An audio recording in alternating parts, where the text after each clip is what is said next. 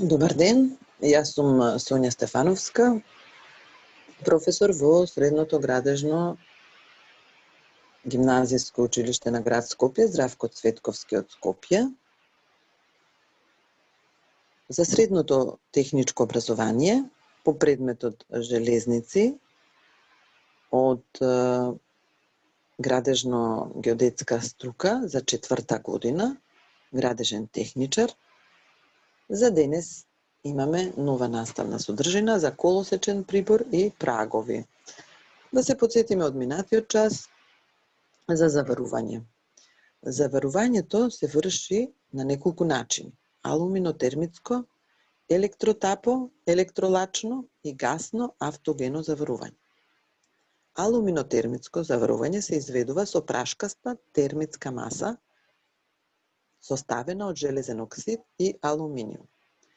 Електротапо заварување се врши со пропуштање на електрична енергија низ проводник. Електролачно заварување представува спојување на челичен елемент со електричен светлосен лак.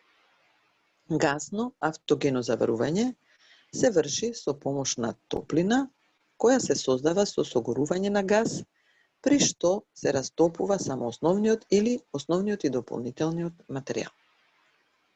Што е колосечен прибор? Колосечен прибор представува елемент на горниот строј кој служи за врзување на шините за праговите, како и шините меѓу себе.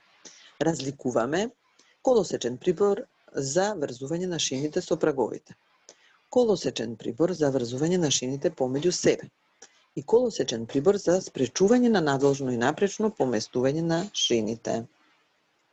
Како прв колосечен прибор го разгледуваме колосечниот прибор за врзување на шините за праговите. Во колосечен прибор за врзување на шините за праговите спаѓаат колосечни клинци, тирфони, подложни плочки, плочки за прицврстување, штрафови за прицврстување, еластични прстени, дрвени и гумени подложки. Колосечните клинци по својот облик можат да бидат четириаголни и осмоаголни. Последно време се употребуваат доста еластичните клинци. Тирфоните се подобри од клинците бидејќи имаат поголем отпор при корнење. Телото на тирфонот е во вид на навртка и се користат со сите подложни плочки, и на следните слики се прикажани повеќе видови на тирфони.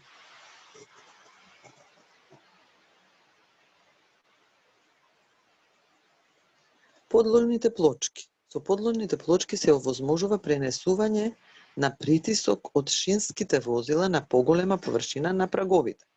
Може да бидат клинести, натегнати и ребрасти подложни плочки.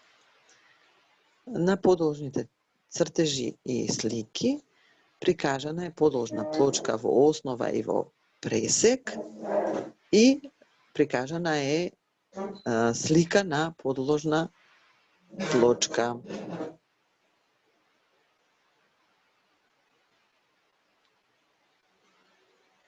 Плочки за прицврстување. Со нив се врши индиректно спојување на шините и праговите. Штрафови за прицврстување. Најмногу од штрафовите се употребуваат D11, D54, D48 и други. Еластични прстени. Тие имаат задача да ги пренесат силите порамномерно, да ја дадат еластичност на врската и да спречат одвртување на штрафовите.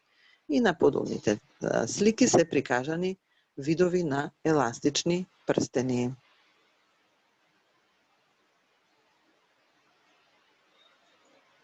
Колосечен прибор за врзување на шините помеѓу себе.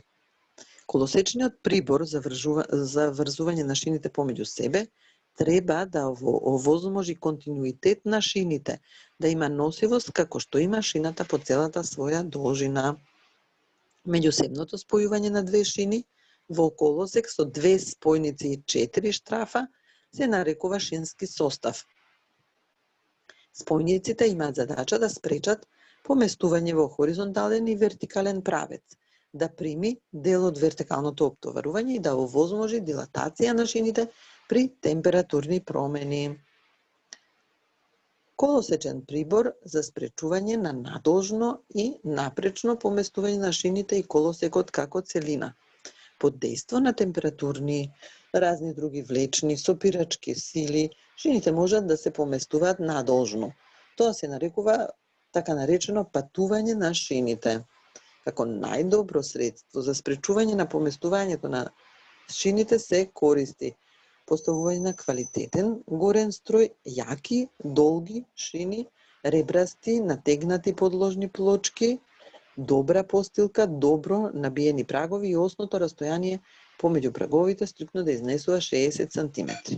На некои места пак се поставуваат дополнителни средства како направи кои се наречени рембахерова, томка, мате, капа и други направи.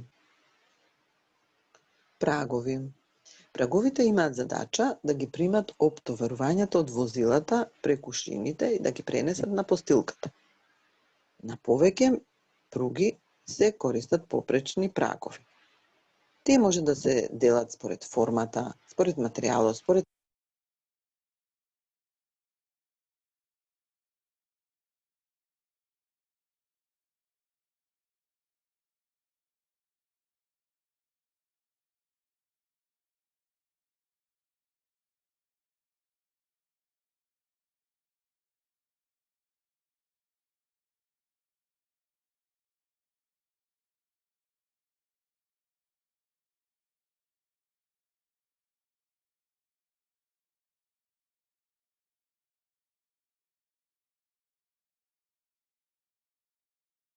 динамичките удари, има мала сопствена тежина, лесно се обработува, лесно се прицврстува колосечниот прибор и шината и слично.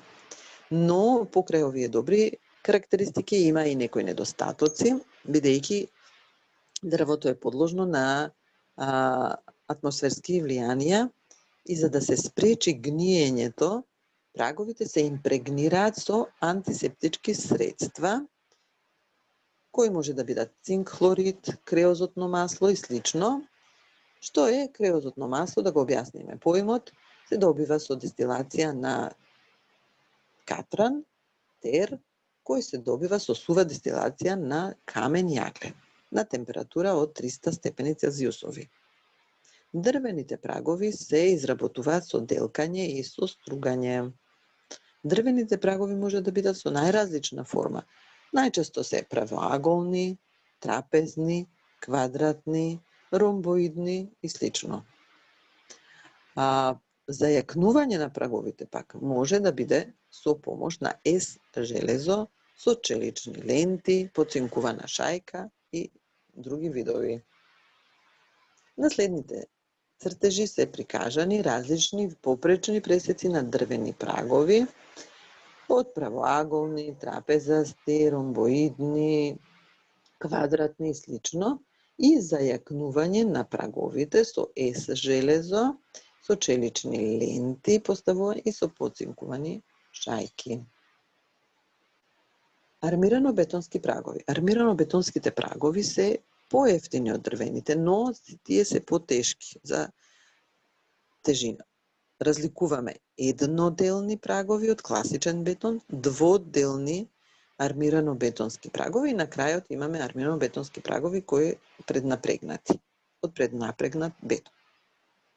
Едноделните армирано-бетонски прагови имаат поголема тежина, бараат машинско поставување, за разлика од дрвените прагови. Дводелните армирано-бетонски прагови се составени од два бетонски блока поврзани со челичен елемент У или И профил, и армирано-бетонските прагови, односно праговите од преднапрегнат бетон, се вградуваат на добра и цврста постилка и еластично прицврстен прибор. И на следниот цртеж се прикажани армирано-бетонски прагови од преднапрегнат бетон во основа, во надолжен изглед и во попречен пресек и во попречен изглед со димензии со должина од 2,5 метри и се поставуваат на растојание од 60 сантиметри еден од друг. Гледаме дека во средината се со помал попречен пресек, додека на краевите, кај што се шините, се попречениот пресек се зголемува. Челични прагови. Челичните прагови се во форма на корито, каде краевите се свиткани. Висината пак може да изнесува од 75 до 100 мм, ширината 260 до 452 мм, а должината 2500 мм, односно 2,5 метри. Челичните прагови се поскапи од дрвените, но нивна предност е подолготрајноста. Може да траат до 30 и 40 години во добри услови. Праговите за отворена пруга се виткаат на места каде лежат со наклон 1:20. За врзување на шините за праговите мора да се отворат дупки во праговите во поново време. При цврстувањето на шините за праговите се врши со заварување на подложните плочки.